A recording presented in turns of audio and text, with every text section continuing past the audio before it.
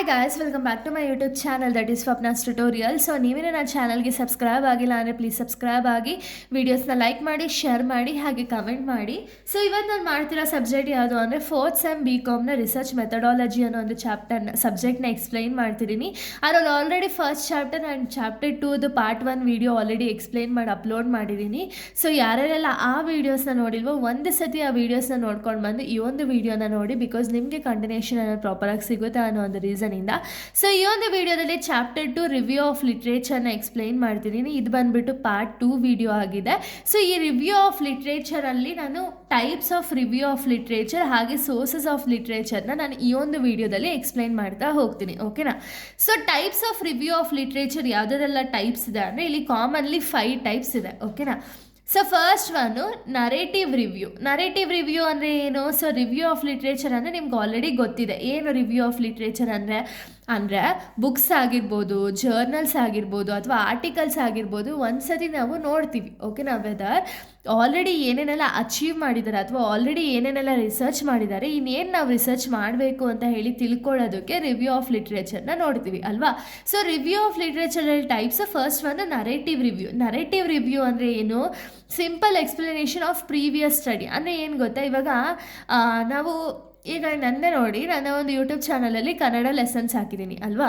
So ಅದನ್ನು ನಾನು ಸಿಂಪಲಾಗಿ ನಿಮ್ಗೆ ಹೇಳಿದ್ರೆ ನಿಮಗೆ ಬೇಗನೆ ಅರ್ಥ ಆಗುತ್ತೆ ಅಲ್ವಾ? ಅಕಸ್ಮಾತ್ ನಾನು ಸಿಂಪಲಾಗಿ ಹೇಳ್ದಂಗೆ ಹೆಂಗೆಂಗೋ ಹೇಳಿದ್ರೆ ಅದು ಅರ್ಥ ಆಗೋದಕ್ಕೆ ಕಷ್ಟ ಆಗುತ್ತೆ ಅಲ್ವಾ? ಸೊ ಅದೇ ರೀತಿ ನರೇಟಿವ್ ರಿವ್ಯೂ ಅಂದರೆ ಏನು ಅಂದರೆ ಇಲ್ಲಿ ಸಿಂಪಲ್ ಎಕ್ಸ್ಪ್ಲನೇಷನ್ ಅನ್ನೋದಿರುತ್ತೆ, ಹಾಗೆ ಸ್ಟೋರಿ ರೀತಿ ಎಕ್ಸ್ಪ್ಲನೇಷನ್ ಅನ್ನೋದಿರುತ್ತೆ. ಓಕೆನಾ? ಇದರಿಂದ ಏನಾಗುತ್ತೆ, ನಮಗೆ ಬೇಗನೆ ಅರ್ಥ ಆಗುತ್ತೆ, ಏನೇನೆಲ್ಲ ಕವರ್ ಆಗಿದೆ ಅಂತಲೂ ಬೇಗನೆ ಅರ್ಥ ಆಗುತ್ತೆ, ಆಗಲಿ ಕ್ಲಾರಿಟಿ ಅನ್ನೋದು ಕೂಡ ಒಂದು ರಿಸರ್ಚರ್ಗೆ ಗೊತ್ತಾಗುತ್ತೆ. ಓಕೆನಾ?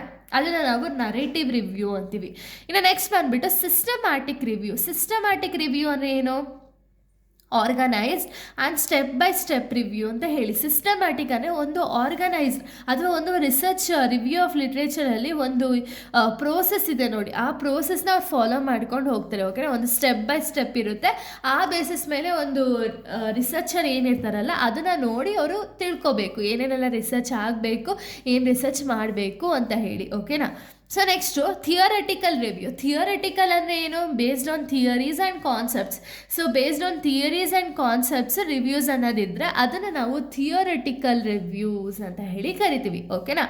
ನೆಕ್ಸ್ಟು ಎಂಪರಿಕಲ್ ರಿವ್ಯೂ ಅಂದರೆ ಏನು? Based on experiments and research data. ಅಂದರೆ ಏನೇನೆಲ್ಲ ಎಕ್ಸ್ಪೆರಿಮೆಂಟ್ಸ್ ಮಾಡಿರ್ತಾರಲ್ಲ, ಎಕ್ಸ್ಪೆರಿಮೆಂಟ್ಸ್ ಮತ್ತು ರಿಸರ್ಚ್ ಡೇಟಾ ಬೇಸಿಸ್ ಮೇಲೆ ಈ ಒಂದು ಎಂಪರಿಕಲ್ ರಿವ್ಯೂ ಅನ್ನೋದು ನಿಂತಿರುತ್ತೆ. ಓಕೆನಾ?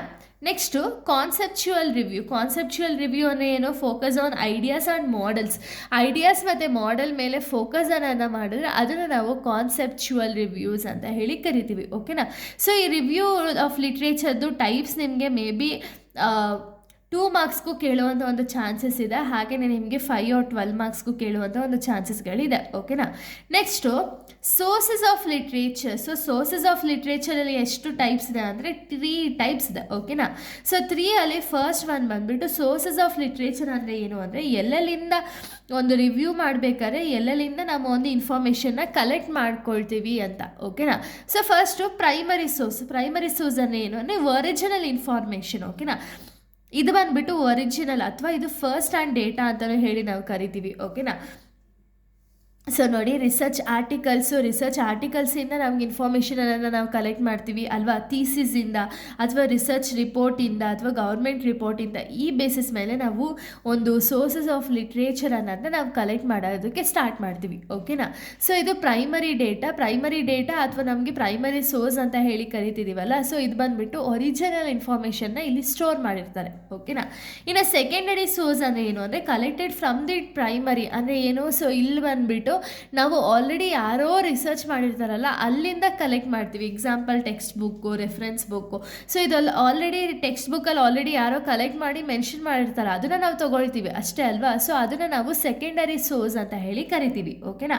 ಇನ್ನು ನೆಕ್ಸ್ಟ್ ಯಾವುದಿದೆ ಅಂದರೆ ಸೊ ನೋಡಿ ಲಾಸ್ಟ್ ಒನ್ ಬಂದ್ಬಿಟ್ಟು ಟರ್ಷರಿ ಸೋರ್ಸ್. ಟರ್ಷರಿ ಸೋರ್ಸ್ ಅಂದರೆ ಏನು, ಬಿಬ್ಲೋಗ್ರಫಿ, ಡೇಟಾ ಬೇಸಸ್ ಇದೆಲ್ಲ ಲಾಸ್ಟಲ್ಲಿ ಮೆನ್ಷನ್ ಮಾಡಿರ್ತಾರಲ್ಲ ಅದನ್ನೆಲ್ಲ ಟರ್ಷರಿ ಸೋರ್ಸಸ್ ಅಂತ ಹೇಳಿ ಕರಿತೀವಿ. ಓಕೆನಾ.